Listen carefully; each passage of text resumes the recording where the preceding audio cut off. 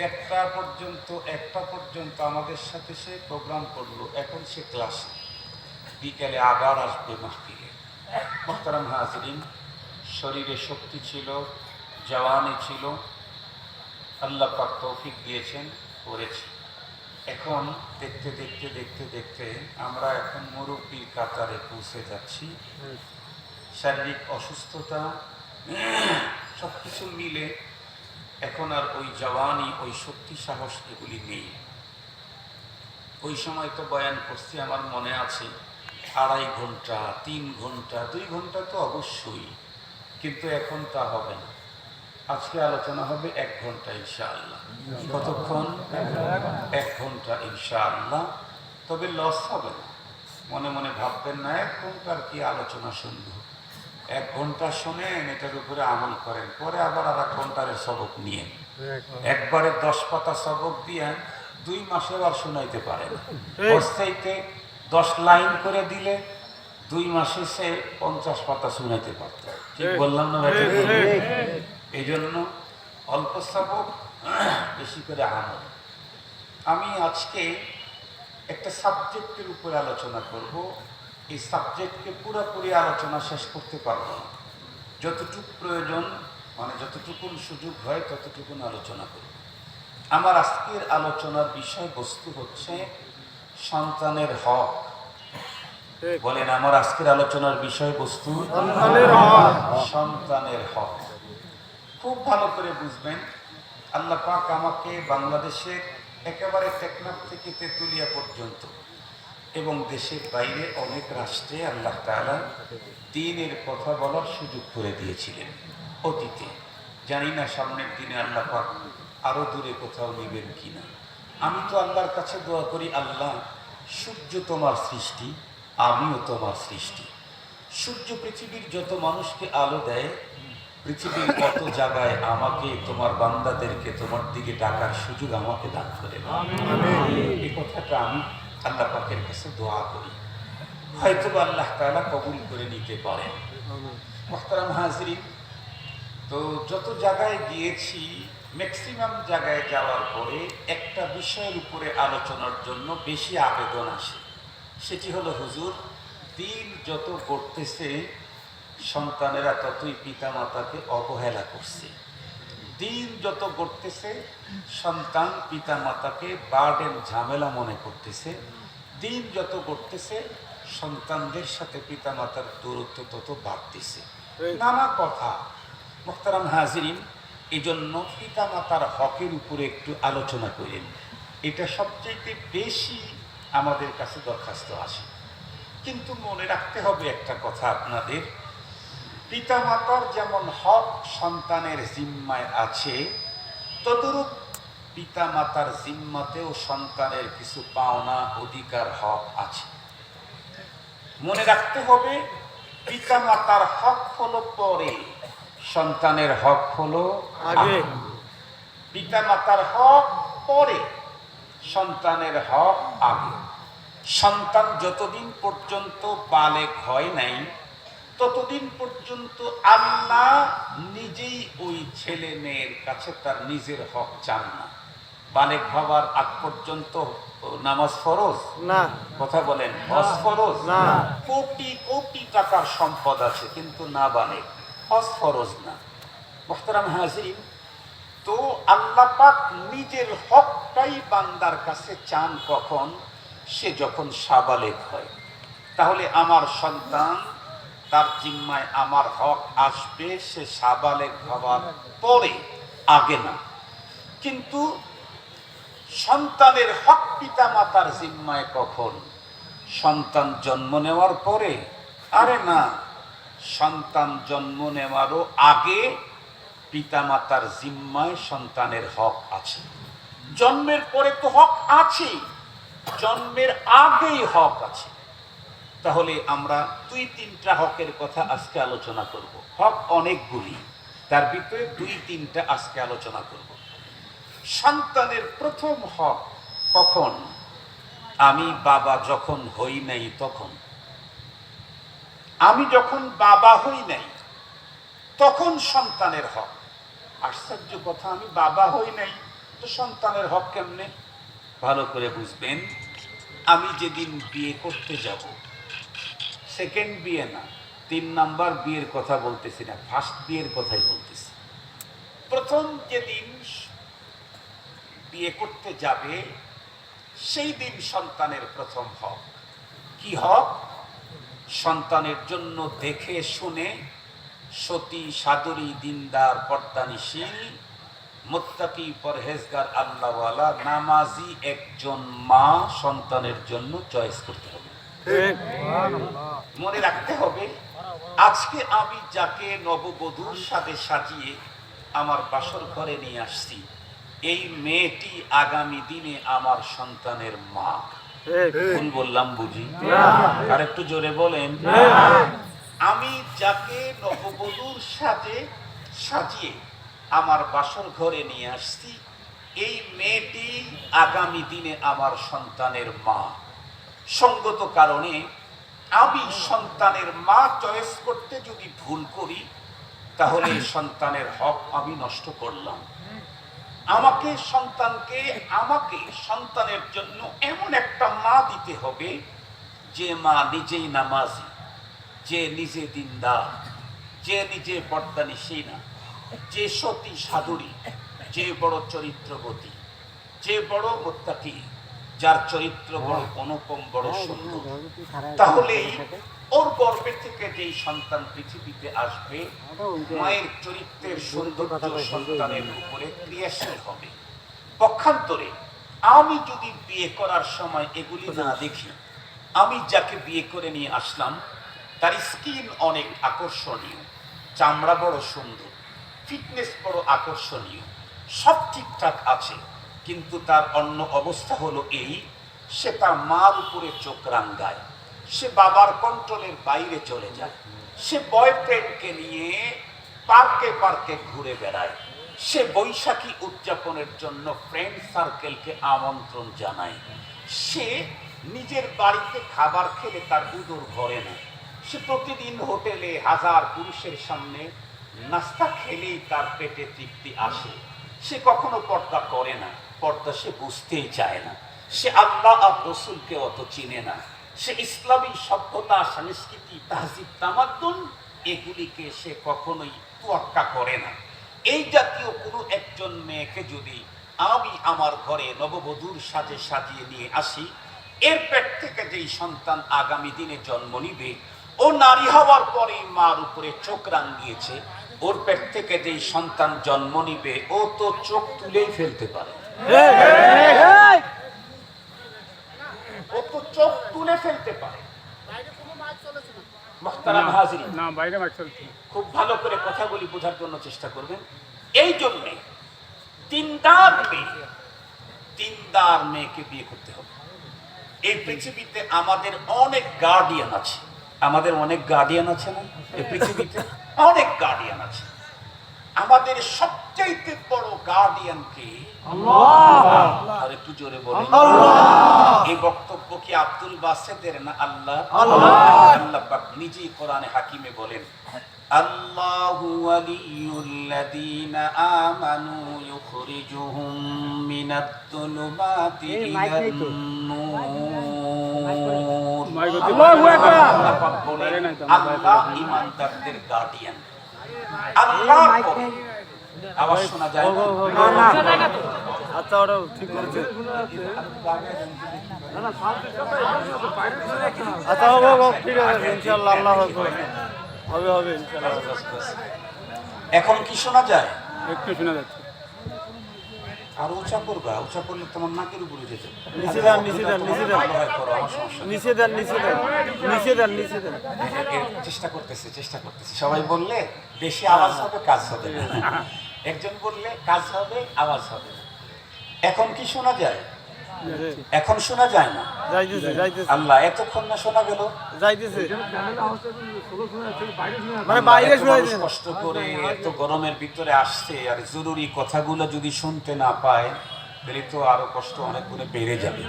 আচ্ছা, দেখা যাক, আমিও একটু চেষ্টা করি, একটু জোরে বলা যায় কিনা, আর ওরা একটু চেষ্টা করুক ভলিউমটা বাড়ানো যায় কিনা। দুই গ্রুপের প্রচেষ্টায় যদি সফলতা আসে, আলহামদুলিল্লাহ। তো বলতেছিলাম যে সাধুরী দিনদার মা যদি হয় তাহলে তার পেট থেকে আর একজন দিনদার সন্তানের আশা করা যায় যায়। মা যদি মেয়ে হয়ে মায়ের উপরে চোখ রাঙ্গায় তাহলে ওর পেট থেকে যেই ছেলে জন্ম নিবে সে তার বাবার মাথায় বাড়ি দেওয়াটা স্বাভাবিক। খুব ভালো করে বুঝবেন। এজন্য আমাদের রাসূল করিম সাল্লাল্লাহু আলাইহি ওয়াসাল্লাম সবচাইতে বড় মুরব্বী আল্লাহর পরে, এর চাইতে বড় হিতাকাঙ্ক্ষী শুভাকাঙ্ক্ষী পৃথিবীতে আমার আপনার জন্য আর কেউ নেই। কোরআনে হাকিম আল্লাহ তাআলা স্পষ্ট বলে দিয়েছেন, ইয়াউমা ইয়াফিরুল মারউ মিন আখিহি ওয়া উম্মিহি ওয়া আবিহি ওয়া সাহিবাতিহি ওয়া বানিহি লিকুল্লি ইমরিইন মিনহুম ইয়াউমাইযিন শাআনুন ইউগনিহি।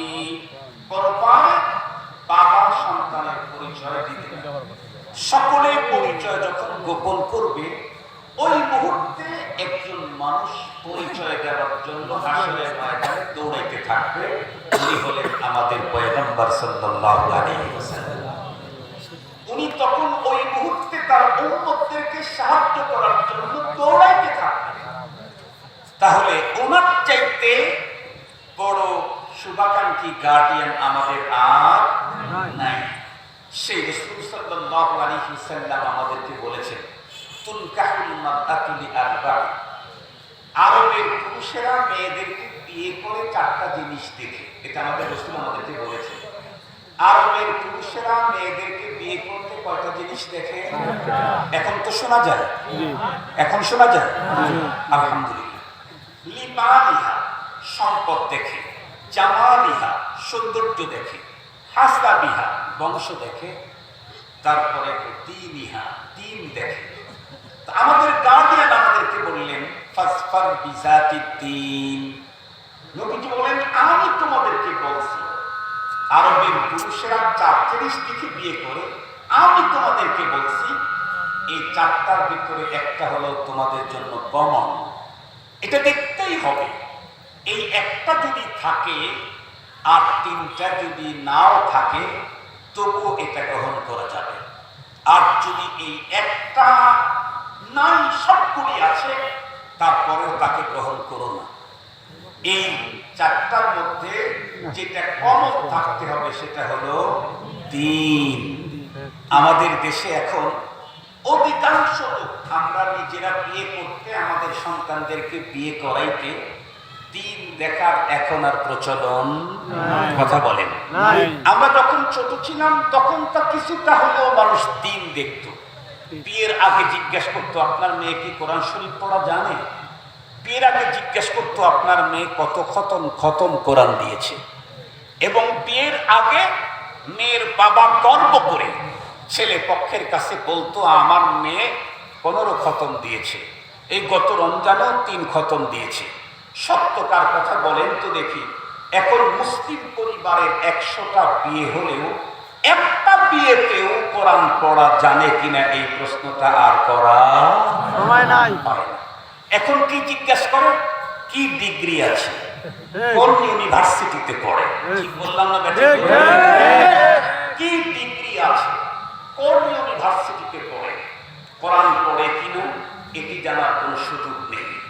তো প্রথমে দেখে হলো তার সৌন্দর্য, বাহ্যিক স্কিন দেখে, ফিটনেস দেখে, তার স্বভাব দেখে না, তার চরিত্র দেখে না, তার আচরণ দেখে না। না দেখে যখন বিয়ে করে নিয়ে আসছে, বিয়ে করে আনার পরে এখন কন্ডিশন কি শুনলে অবাক হবে, শুনলে অবাক হবে।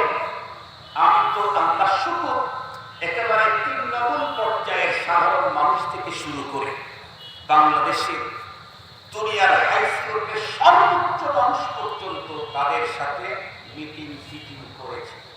একেবারে সবচেয়ে বড় চেয়ারে যে আছে তার সাথে, সেকেন্ড চেয়ারে যে আছে তার সাথে বহুবার মিটিং সিটিং হয়েছে। এই বাংলাদেশের সবচেয়ে বড় ধনীদের তালিকায় যারা ফ্রেন্ড সার্কেলের মধ্যে তারাও আছে। সবকিছু থেকে আমি আপনাদেরকে যে রিপোর্টটা পেশ করতেছি, সেটি হলো বর্তমান অবস্থা এত ভয়ঙ্কর।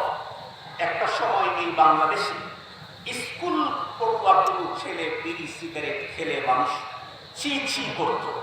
এখন শুনলে অবাক হবেন, এখন স্কুল কলেজ ইউনিভার্সিটির ছেলেরা না, মেয়েরাই সিগারেট খেতে সিরিয়াল। ছেলেরা না, মেয়েরাই সিগারেট খায়। আপনি শুনলে অবাক হবেন। অনেক বড় বাড়ি, বড় ফ্যামিলি, ছেলেকে বিয়ে করেছে, বড় ফ্যামিলি দেখে। এরপরে যখন নতুন ছেলে মেয়ে দুইজন বিয়ে হয়েছে মাত্র, ট্যুরে পাঠাইছে, ট্যুরে একটু ঘুরে ফিরে আসো। ট্যুরে যাওয়ার পরে মেয়ে তার হাজবেন্ডকে বলতেছে, স্ত্রী তার স্বামীকে বলতেছে, চলো আজকে রাত্রে আমরা বারে যাব। বার বুঝেন তো, যেখানে ছোট বড় বোতল পাওয়া যায়। স্ত্রী স্বামীকে বোতল খাওয়ার জন্য ডাকতেছে।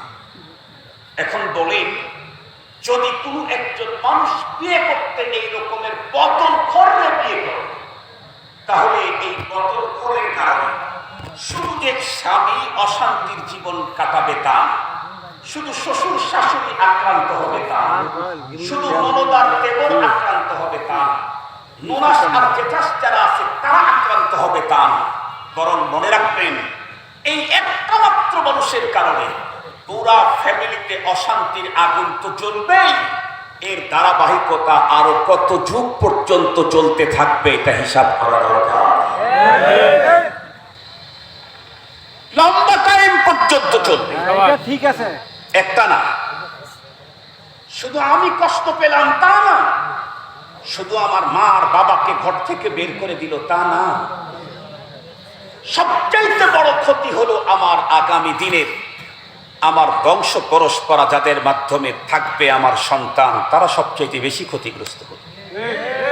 কারণ সন্তানের জন্য যদি আমি একজন নামাজি মা দিতাম, তাহলে আমার সন্তান নামাজি হতে পারত। সন্তানের জন্য যদি আমি একজন পর্দানিশীনা মা দিতাম, আমার সন্তান ইসলাম মানতে পারত। সন্তানকে যদি আমি একজন তাহাজ্জুদ গুজার মা দিতাম, তাহলে আমার সন্তান আগামী দিনে আব্দুল কাদের জিলানী হওয়ার সুযোগ পেয়ে যেত। মুসলমান ভাইরা আমার কথা ভালো করে বুঝবেন। এই জন্য কিতাবের ভিতরে লিখেছে, সন্তানের বন্ধুরা আমার, যেই হকগুলি বাবার জিম্মাতে আল্লাহ পাক রব্বুল আলামিন দিয়েছেন, তার ভিতরে প্রথম নাম্বারের হক হলো সন্তান জন্মের পরে না, সন্তান পৃথিবীতে আসার পরে না, যেদিন সন্তানের বাবা বিয়ে করতে যাবে সেই দিন সন্তানের প্রথম হক, বাবাকে সন্তানের জন্য একটা দিনদার পরহেজগার সতী সাধুরী মা উপহার দিতে হবে। খুব ভালো করে বুঝবেন কথাগুলি। দ্বিতীয় নম্বরের হক, সন্তান যখন মায়ের পেটে এলো, দেখতে দেখতে রব্বে কারীম সন্তান যেদিন দুনিয়াতে পাঠায়া দিলেন, সেই দিন সন্তানের বন্ধুরা আমার দ্বিতীয় নম্বরের হক, এটা বাবার জিম্মায় সন্তানের হক। এই হকটা মায়ের জিম্মায় না, কারণ মা তো তখন রক্তাক্ত হয়ে অচেতন সচেতন অবস্থার মধ্যে পড়ে থাকবে।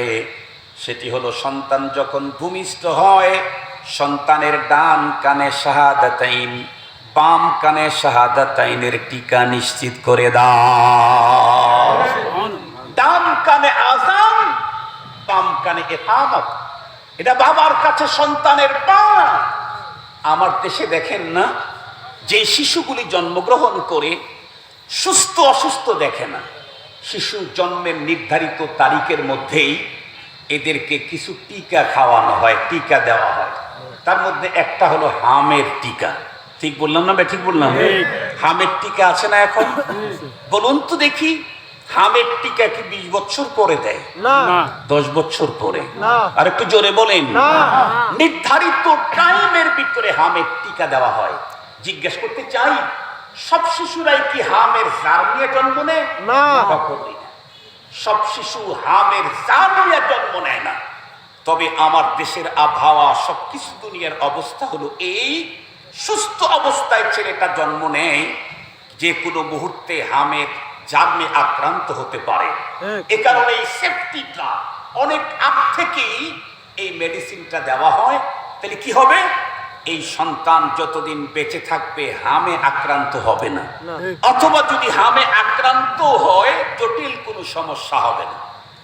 খুব ভালো করে মনে রাখবেন, সন্তান জন্মের নির্ধারিত তারিখের ভিতরে যেমন হামের টিকা দেওয়া হয় সন্তানের স্বাস্থ্য সুরক্ষার জন্য, সন্তান জন্মের নির্ধারিত তারিখের সময়ের মধ্যেই সন্তানের ডান কানে আজান আর বাম কানে একামত দেওয়া হয় ঈমানের সুরক্ষার জন্য।